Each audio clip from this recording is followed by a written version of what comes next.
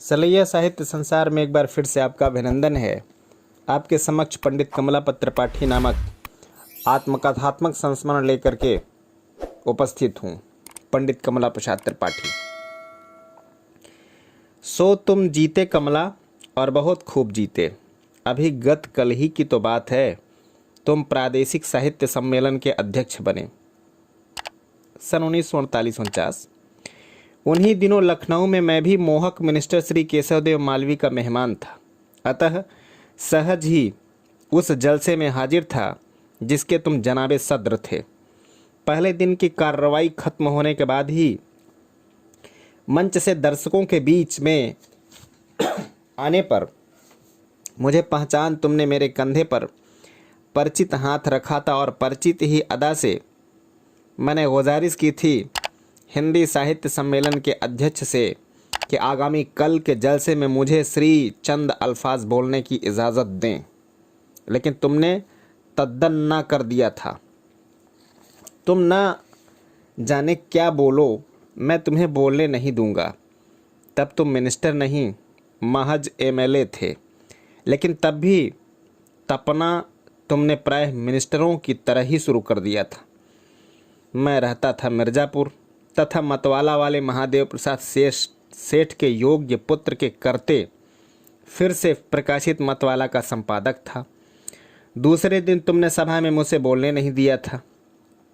भाषण की हिंदी साहित्यिक आसन पर से पॉलिटिशियन मुख्यमंत्री पंत के पद पल्लव पकड़ने के आचरण की भत्सरना की थी, जरा भी अपनत्व दिखाए बगैर। इसके बाद मिर्ज़ापुर से बनारस जाने पर जानबूझकर तुम्हारी प्रतिक्रिया ताड़ने के लिए मैं तुम्हारे घर गया था। दरबार तुम्हारा भरा था। मैंने देखा, मुझे देखते ही चेहरे पर तुम्हारा अहंकार उभरा था।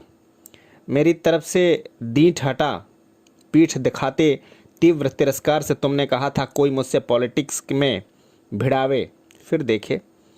उस समय मैंने नहीं समझा था कि तुम्हारे इस पॉलिटिक्स परिज्ञान अहंकार के पीछे इतना कूट प्रभुत्वपूर्ण पावर था। तुम सिंचाई मंत्री बन गए जब, तब भी मैंने अहंकार योग्य कोई खुसूसियत तुमने नहीं देखी थी। लेकिन जब काल ने तुम्हारे पक्ष में किक मार सीबी गुप्त को पाताल पठाया और संपूर्णानंद को प्रांतीय प्रभुत्व के आकाश की तरफ उछाला, तब जैसे रातों रात तुम्हारा साइज यूपी के पाताल से मतलब नक्षत्र ग्रह चंदार्क मंडित आकाश तक विराट हो गया था। तुम्हारा यह विराट रूप मुझे बहुत ही भाया। जीवन में जीवट से डटने की क्षमता, बल, पावर मुझे बहुत ही सुहाते हैं। मैंने कहा भाते हैं, सुहाते हैं, लुभाते हैं, ये मुझे उतना ही नहीं। देखो तो जब से तुम पावर में हो मेरी तुम्हारी भेंट तक नहीं। लखनऊ तो दूर, मैं बनारस भी नहीं गया, मिर्ज़ापुर नहीं गया। तब से जब से तुम वैसे शक्तिशाली बने जिसकी कल्पना मैं न कर सका था। वैसे ही ठीक वैसे ही कमला, जैसे आलिफ लैला के दीन अलादीन को अपने ही हाथ के चिराग में प्रचंड शक्तिशाली जिन होने की कल्पना तक नहीं थी। विश्वास रखो, मैं तुम पर एक अक्षर भी न लिखता।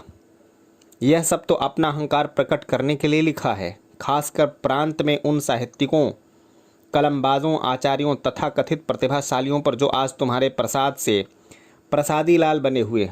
मेरा दावा है आज यूपी के जो भी तुम्हारे सामने झुककर संपूर्णानंदित हैं, वे सभी मेरे सामने भी सरासर झुके हुए हैं। याद तो करो सन 1921 की घटना।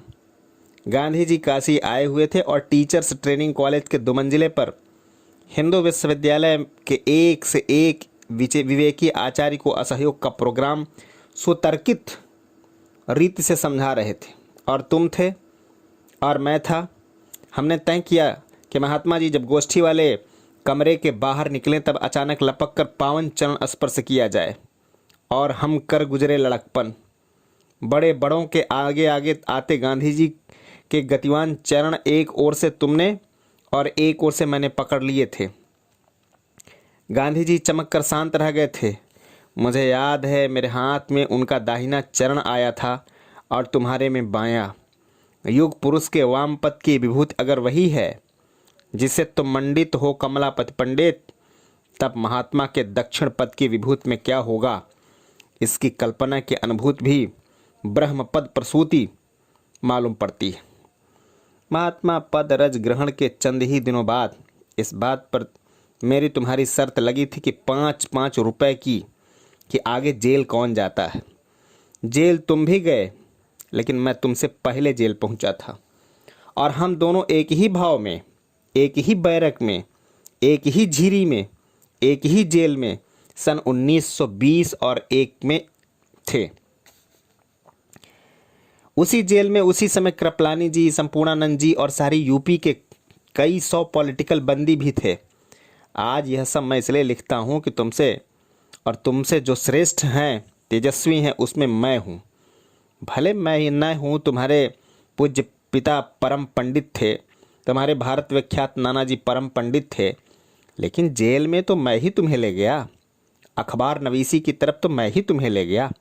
मतलब महज यह है कि तुम्हारे शुभ में मेरा अनुराग आज भी है, और अशुभ में भगवान न करे किसी का अनुराग हो।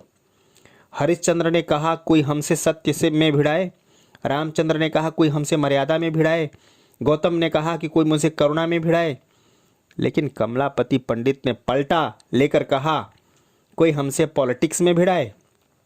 तो कमला, इस पॉलिटिक्स में तुम्हारे सत्य, मर्यादा और करुणा तो होगी हो। यह मॉडर्न पॉलिटिक्स उक्त गुणों से विरहित होता है। भाई रे, दुहाई है, इतना बड़ा हो गया चुनार का पड़वा, पर पूछो तो पॉलिटिक्स का प भी लिखना मुझे नहीं आता। पर तुम कृषि या सिंचाई मंत्री बने थे, मैं संयोग से लखनऊ में था, तुम्हारे यहाँ गया तो तुम अंदर थे, बाहर दरबार लगा था।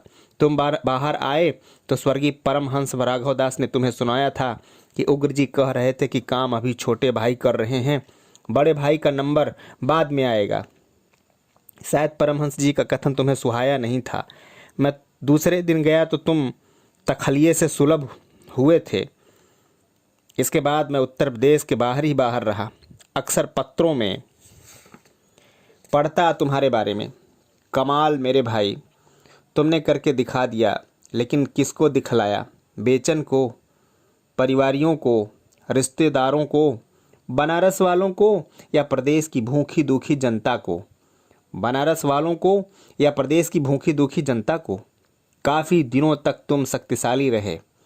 इस अरसे में जनता का हित कितना हुआ मैं नहीं जानता। मैं लखनऊ से काफ़ी दूर रहता हूँ, लेकिन इसी से मैं जानता हूँ, और इसके उत्तर में तुम्हारा भविष्य है, यह मैं जानता हूँ। मालूम नहीं कि कमला कि आज तुम भले हो या बुरे।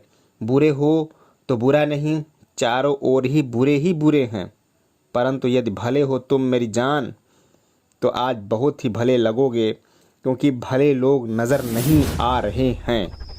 जय हिंद, जय भारत।